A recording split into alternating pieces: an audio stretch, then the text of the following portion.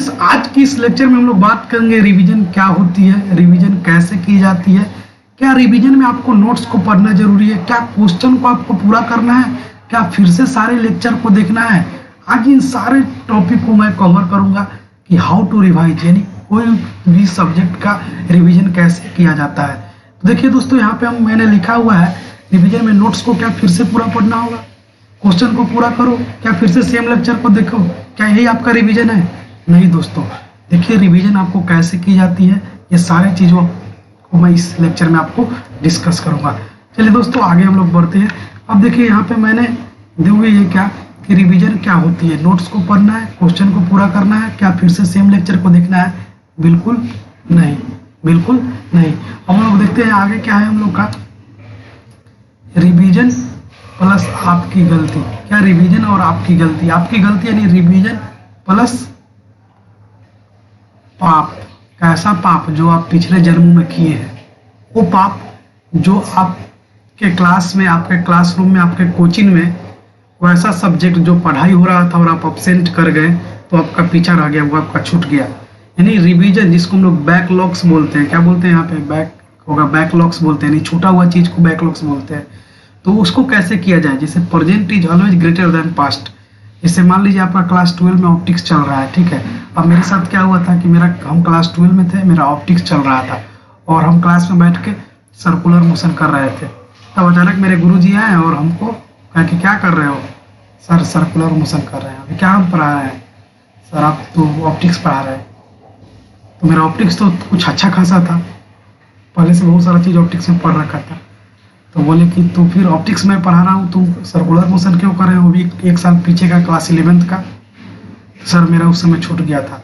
दूध चमेटा कस के घींच के दिए तो हमारा दिमाग होश में आ गया। तो देखिए दोस्तों, जो प्रेजेंट में चल रहा है उसको कैसे डील करना है, जो आपका छूट गया है उसको कैसे डील करना है, सारे के सारे चीज़ इस चैप्टर में हम लोग, इस वीडियो में हम लोग बात करेंगे। मान लीजिए आपका क्या हो, आपका बैकलॉग लग गया हो, और वो बैकलॉग्स का जो चैप्टर है वो क्या है? लिंक चैप्टर है। जैसे आपको मालूम होगा, यहाँ पे देख सकते हैं आप, ये बैकलॉग जो है क्या है? लिंक चैप्टर का है, ठीक है। जैसे मान लीजिए आप कोऑर्डिनेट ज्योमेट्री पढ़ना चाहते हैं, ठीक है। कोऑर्डिनेट ज्योमेट्री एक ऐसा चैप्टर है कि अगर इसमें आप अगर स्ट्रेट लाइन को नहीं पढ़िएगा तो ना आपको सर्किल समझ में आएगा, ना पैराबोला समझ में आएगा, ना हाइपरबोला समझ में आएगा। कोई चैप्टर आपको समझ में नहीं आएगा अगर आप स्ट्रेट लाइन को नहीं पढ़े हैं तो। अब इसको कैसे करेंगे, बैकलॉग्स हमको करना कैसे है? तो देखिए, मेरा एक दोस्त था जो कि बहुत अच्छा जगह पे है आज, हमको एक चीज़ बताया। हम उससे पूछे कि बताओ तुम ये सब कैसे करते थे? तो वो बताया कि देखो मैं ऐसे ऐसे करता था, और उसका बात मुझे काफ़ी अच्छी लगी। मैं उसके बारे में कभी बताऊंगा, उस पर उसके साथ मैं एक पॉडकास्ट बनाऊंगा, तो आप लोग उसको देखिएगा जरूर। तो देखिए वो क्या करता था कि जैसे मान लीजिए उसका स्ट्रेट लाइन छूट गया, ठीक है, और सर क्लास में स्टार्ट हो गया है पैराबोला, ठीक। स्ट्रेट लाइन, मान लीजिए एक बात बता रहा हूँ, मान लीजिए स्ट्रेट लाइन उसका छूटा हुआ है, क्लास में पैराबोला स्टार्ट है। उसको तो अब पैराबोला समझ में नहीं आएगा जब तक उसको स्ट्रेट लाइन नहीं पड़ेगा। तो जैसे आप लोग के क्लास जब करते रहते हैं रेगुलर, तो आप कोई कोचिंग इंस्टीट्यूट में जाते होंगे तो आपका हर दिन क्लास नहीं होता होगा, एक एक दिन बीच करके होता होगा, या फिर हर दिन क्लास होता भी होगा तो किसी दिन मैथ का होता होगा, तो किसी दिन साइंस का होता होगा, किसी दिन फिजिक्स का होता होगा। अगर आपका हर दिन क्लास होता होगा तो संडे को तो आपको छुट्टी मिलता होगा।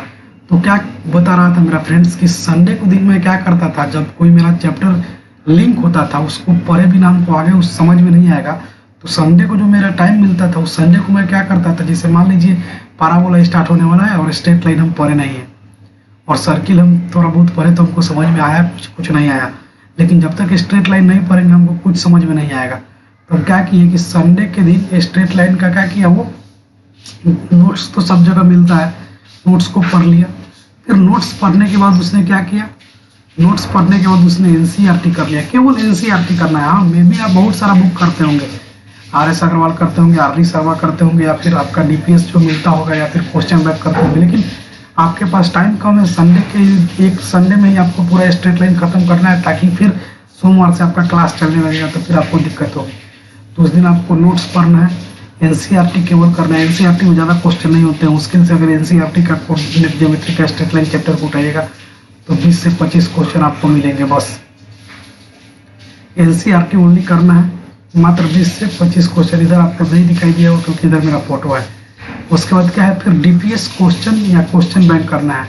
आपको डीपीएस मिलता ही होगा अगर कोचिंग में जाते होंगे, तो नहीं तो आप क्वेश्चन बैंक खरीद सकते हैं। मैं हमेशा रिकमेंड करता हूँ ओसवाल का और अरिहंत का, दोनों में से कोई का क्वेश्चन बैंक आप ले सकते हैं। अरिहंत में ज़्यादा क्वेश्चन दिया रहता है, ओसवाल में कम दिया रहता है, लेकिन ओसवाल में बेटर होता है। या फिर छुट्टी में अच्छे से कर लेना है। छुट्टी में कोई भी छुट्टी होता है उसमें अच्छे से कंप्लीट कर लेना है जो चैप्टर आपका छूटा हुआ है। जैसे मान लीजिए स्ट्रेट लाइन आपका छूटा हुआ है, संडे के दिन आपको एनसीईआरटी कर लेना है। अगर मान लीजिए आपको नोट्स पढ़ने का मन नहीं है, क्वेश्चन बैंक करने का मन नहीं है, तो क्या करना है, आजकल यूट्यूब पे बहुत सारे लेक्चर मिलते हैं जो वन शॉट में, यानी एक वीडियो में आपका पूरा चैप्टर कंप्लीट हो जाता है। जैसे आप जाना है, आपको यूट्यूब पे सर्च मारना है straight line in one shot class 11th, यानी क्लास 11th का स्ट्रेट लाइन का वन शॉट वीडियो लेक्चर जो कि 4 से 5 घंटा का होगी। 4 से 5 घंटा में पूरा स्ट्रेट लाइन का निचोड़ होगा। आप उस पूरा वीडियो को देख लीजिएगा और उस वीडियो को देखने के बाद नोट्स बना लीजिएगा। उसका उसी दिन एनसीईआरटी कर लेना होगा। यानी आपका मात्र 7 से 8 घंटा अगर किसी एक दिन छुट्टी में दीजिएगा तो आपका एक चैप्टर पूरा कंप्लीट हो जाएगा। और जब से ये कंप्लीट हो जाएगा तो आपका लिंक चैप्टर है, सर्किल है, पाराबोला है, हाइपरबोला है, ये सब अपने आप होता चला जाएगा। यानी बैकलॉग्स करने का तरीका मैं आपको बता दिया। ये वैलिड हो सकता है आप फिजिक्स पे भी, केमिस्ट्री पे भी, बायो पे भी और हर सब्जेक्ट पे। अब हम लोग बात करते हैं क्या, हम लोग यहाँ पे बात करते हैं working practical strategy of backlogs. यानी बैकलॉग्स का एक अच्छा स्ट्रेटेजी क्या हो सकता है। देखिए एक अच्छा स्ट्रेटेजी क्या होगा मैं आपको बताता हूँ। अच्छा स्ट्रेटेजी में तो सबसे पहले क्या होगा कि अगर आपका कोई चैप्टर छूट गया है, ठीक है, अगर आपका कोई चैप्टर छूट गया है, if present is not connected, यानी अगर आपका उस चैप्टर से परजेंट कनेक्टेड नहीं है, यानी आपका जो भी पढ़ाई हो रहा है आपके क्लास में, आप कोई भी चैप्टर हो, साइंस का हो, मैथ का हो, अगर आपका पढ़ाई हो रहा है और आपको अच्छे से समझ में आ रहा है और पीछे वाला चैप्टर से वो लिंक नहीं है, तो पीछे वाला चैप्टर को क्या करना है, छोड़ देना है। किसके लिए छोड़ देना है, leave it and do in holidays. मान लीजिए अभी पीछे का आपका छूटा हुआ है फिजिक्स में, मान लीजिए आपका छूटा हुआ है इलेक्ट्रिसिटी छूटा हुआ है और अभी आपका पढ़ाई हो रहा है क्या, ऑप्टिक्स। इलेक्ट्रिसिटी छूटा हुआ, ऑप्टिक्स पढ़ाई हो रहा है, तो ऑप्टिक्स और इलेक्ट्रिसिटी में कोई रिलेशन नहीं है, तो आप आराम से ऑप्टिक्स को पढ़िए और जैसे ही छुट्टी आएगा, दिवाली का छुट्टी, दशहरा का छुट्टी, जो भी छुट्टी हो उसमें इलेक्ट्रिसिटी को क्या कर लेना है, वन शॉट का लेक्चर देखकर या फिर अपने दोस्त का नोट्स देखकर क्या करना है, आपको इलेक्ट्रिसिटी चैप्टर को कंप्लीट कर लेना है और पढ़ लेना है। लेकिन if present is connected then, अगर आपका परजेंट कनेक्ट होगा किससे, पास्ट वाला से, बैकलॉग से, जो आपका छूटा हुआ है, तो क्या करना है आपको, पहले तो ये करना है कि आपका नोट्स का रिवीजन करना है। यानी आपका जो नोट्स होगा उसको आपको क्या करना है, भरपूर आपको क्या करना है दोस्तों, जो आपका नोट्स होगा उसको रिवीजन नोट्स करना है। डू एनसीईआरटी ओनली, आपको केवल एनसीईआरटी करना है क्योंकि एनसीईआरटी में बहुत कम क्वेश्चन होते हैं और सारे के सारे टाइप का क्वेश्चन होते हैं। फिर डू नॉट मिस डीपीएस और क्वेश्चन बैंक, आपको क्वेश्चन बैंक और डीपीएस को मिक्स नहीं करना है। डीपीएस यानी आप अगर कोचिंग में होंगे तो आपको डेली प्रैक्टिस सेट मिलता होगा, उस डेली प्रैक्टिस सेट में क्वेश्चन होता है। जैसे मान लीजिए आप फिजिक्स पढ़ रहे हैं तो फिजिक्स में आपका ऑप्टिक्स स्टार्ट हो गया है और ऑप्टिक्स के पीछे जितने भी इलेक्ट्रिसिटी का क्वेश्चन था, मूविंग चार्ज एंड मैग्नेटिज्म का क्वेश्चन था, सब हो चुका है। तो आपको जब डीपीएस मिलेगा ना ऑप्टिक्स का, तो ऑप्टिक्स के डीपीएस के साथ साथ उसमें क्वेश्चन पीछे वाला भी रहेगा, इलेक्ट्रोस्टैटिक्स का भी रहेगा, इलेक्ट्रोस्टैटिक्स पोटेंशियल का भी रहेगा, इलेक्ट्रिसिटी करंट का भी रहेगा, मूविंग चार्ज एंड मैग्नेटिज्म का भी रहेगा और ऑप्टिक्स का भी इंक्लूड रहेगा। यानी डीपीएस में जो क्वेश्चन मिलता है वो पीछे का भी चैप्टर का इंक्लूड मिलता है। वैसे ही क्वेश्चन बैंक में भी पीछे का भी चैप्टर का क्वेश्चन इंक्लूड रहता है। तो आप क्वेश्चन कीजिएगा तो उसी बहाने आपका पीछे वाला चैप्टर भी क्या हो जाएगा, रिवाइज हो जाएगा। उसके बाद take help from friends and internet, आपको अपने दोस्तों से क्या लेना है, हेल्प भी ले सकते हैं। You can also watch one shot video lecture, आप क्या कर सकते हैं, आप यहाँ पे you can also watch one shot video lecture, आप one shot video lecture from YouTube free देख सकते हैं। तो मान लीजिए अगर आपका प्रेजेंट चैप्टर जो है कनेक्टेड है तो सबसे पहले उस चैप्टर का नोट्स अपने फ्रेंड्स से ले लेना है या फिर आपके कोचिंग नोट्स देता होगा तो नोट्स ले लेना है। उसके बाद केवल एनसीईआरटी करना है। उसके बाद एक भी क्वेश्चन डीपीएस में जो होता है मिस नहीं करना है। या डीपीएस नहीं है तो क्वेश्चन बैंक खरीद देना है, अरिहंत या ओसवाल का, मिस नहीं करना है। फ्रेंड से हेल्प लेना है। उससे भी नहीं हो सो यूट्यूब पे वन शॉट वीडियो लेक्चर मिलते हैं जिसमें एक ही वीडियो में या फिर 2-3 वीडियो में आपका पूरा इलेक्ट्रिसिटी या पूरा कोई भी चैप्टर कंप्लीट कर दिया जाएगा। उस लेक्चर को देख लेना है और एनसीईआरटी को कर लेना है, बाकी कोई दिक्कत नहीं होगा। तो आप बैकलॉग से इसी तरीके से डील कर सकते हैं। यानी बैकलॉग करने का तरीका मैं बता दिया कि अगर आपका बैकलॉग है, अगर वो प्रोजेक्ट में जो चैप्टर चल रहा है उससे कनेक्टेड नहीं है तो आप उसको हॉलीडेज में कीजिएगा। लेकिन अगर उससे कनेक्टेड है, जो प्रोजेक्ट में आपका चैप्टर चल रहा है, तो आपको क्या करना है, तो आपको बीच में कोई भी संडे आता है उस संडे को उसका नोट्स को रिवाइज कर लेना है, एनसीईआरटी को कर लेना है।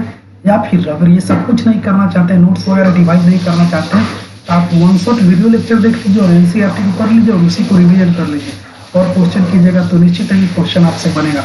और डीपीएस और क्वेश्चन बैंक बनाना बिल्कुल ना भूलिएगा, क्योंकि डीपीएस में पीछे का क्वेश्चन दिया रहता है। अभी मैं बताऊंगा रिवीजन कैसे किया जाए। तो बैकलॉग्स के साथ कैसे डील करना है, अब हम लोग बात करेंगे रिवीजन कैसे किया जाए।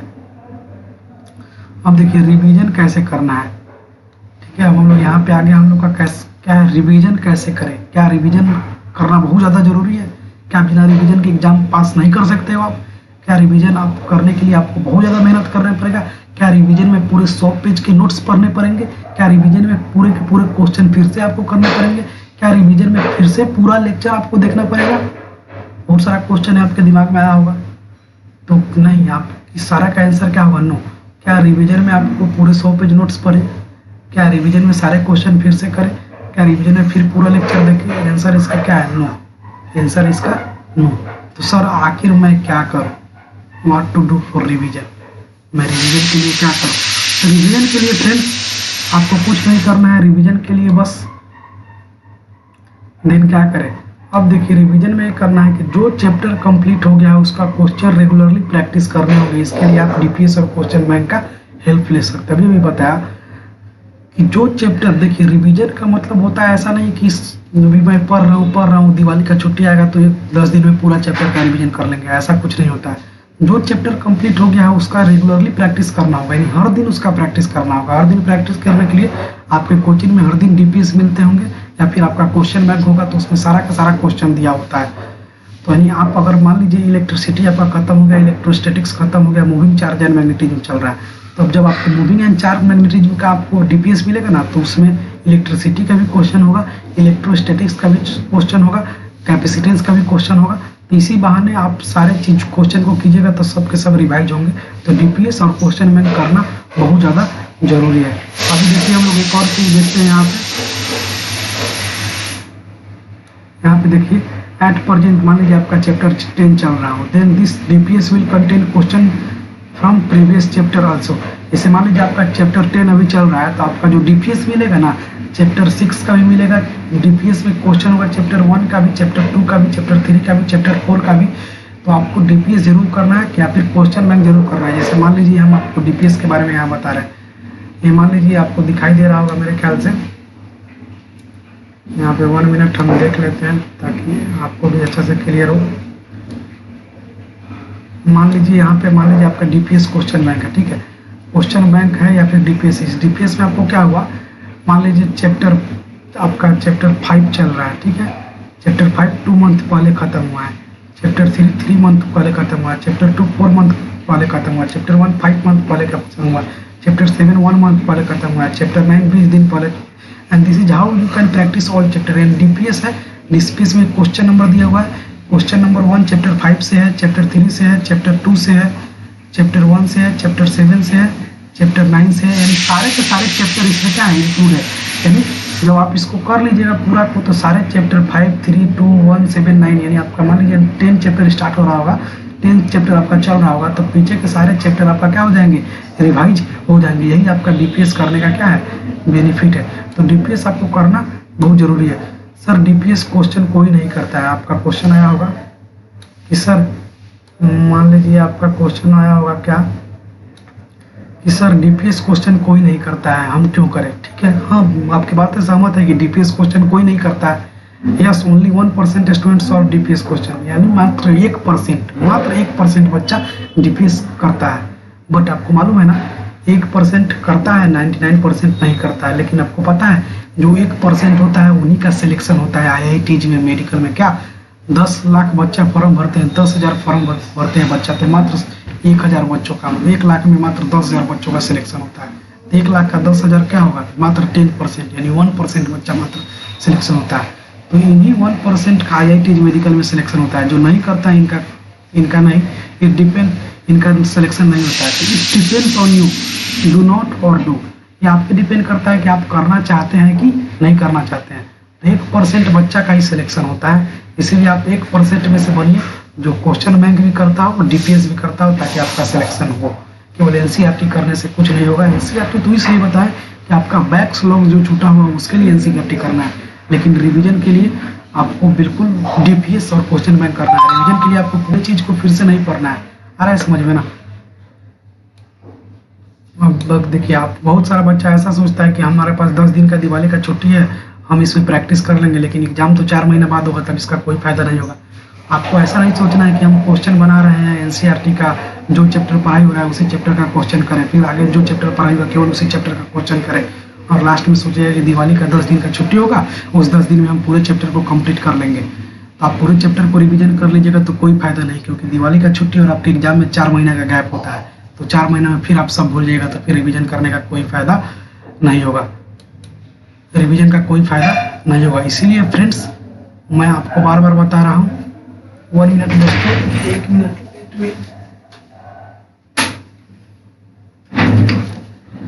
आपको रिवीजन करने का कोई फायदा नहीं होगा। क्यों? क्योंकि अगर आप सोचिए कि हम दिवाली की छुट्टी में कर लेंगे 10 दिन में, तो 10 दिन में कुछ होने वाला नहीं है। 10 दिन मेहनत कीजिएगा, फिर सारा के सारा चीज भूल जाइएगा, क्योंकि 4 महीना किसी का दिमाग याद नहीं कर सकता है। इसीलिए सबसे मोस्ट इंपॉर्टेंट चीज है आपका क्वेश्चन बैंक, क्योंकि क्वेश्चन बैंक में प्रीवियस ईयर क्वेश्चन दिया रहता है, और प्रीवियस ईयर क्वेश्चन तो दिया रहता है, प्लस में पीछे का चैप्टर जो पढ़ाई हो चुका है उसका भी क्वेश्चन दिया रहता है। और जब आप जिस चैप्टर को पढ़ा रहे हैं, जिस चैप्टर का पढ़ाई हो रहा होगा उसका क्वेश्चन ज़्यादा होगा, और पीछे वाला चैप्टर का एक आध का क्वेश्चन होगा, लेकिन हर पीछे वाला चैप्टर से एक एक क्वेश्चन जरूर होगा। और उस एक एक क्वेश्चन करने के चलते अगर आप कोई कंसेप्ट उस चैप्टर का भूल गए होंगे, तो उस क्वेश्चन करते समय उस कंसेप्ट को पढ़ लीजिएगा और आपको पूरा चैप्टर समझ में हो जाएगा, पूरा चैप्टर क्लियर हो जाएगा। इसीलिए मेन आपका जरूरी है, आपको लेक्चर नहीं देखना है, पूरा क्वेश्चन नहीं करना है, पूरा नोट्स नहीं पढ़ना है रिवीजन के लिए। रिवीजन के लिए बस आपको question bank, previous year question और डीपीएस यही करना है, जिससे आपका रिवीजन बहुत अच्छी तरीका से होगा। स्पेशली रिवीजन का मैं एक लेक्चर और बनाऊंगा, जिसमें केवल बैकलॉग्स का बात नहीं होगी। आज स्पेशली बैकलॉग्स के लिए था, अगर पीछे का चैप्टर कोई छूट जाए तो कैसे करें, लेकिन रिवीजन के लिए सेपरेट वीडियो में बनाऊंगा। नेक्स्ट जो वीडियो होगा केवल रिवीजन पे सेपरेट वीडियो आएगा कि हम आखिर कोई चीज़ को भूल क्यों जाते हैं, कोई चीज़ पर भूल क्यों। मैं आपको एक ऐसा ट्रिक बताऊंगा, ऐसा टिप्स बताऊंगा कि आपको जीवन भर कोई चीज़ अगर एक बार पढ़ लीजिएगा तो आपको भूल नहीं पाइएगा, जो खुद मैं उसका यूज करता हूँ। सो फ्रेंड्स, आज के लिए इतना ही। तब तक के लिए पढ़ना है, फोड़ना है और धूम मचा देना है। फिर मिलते हैं नेक्स्ट वीडियो में, तब तक के लिए see you, have a nice day, bye bye, take care guys.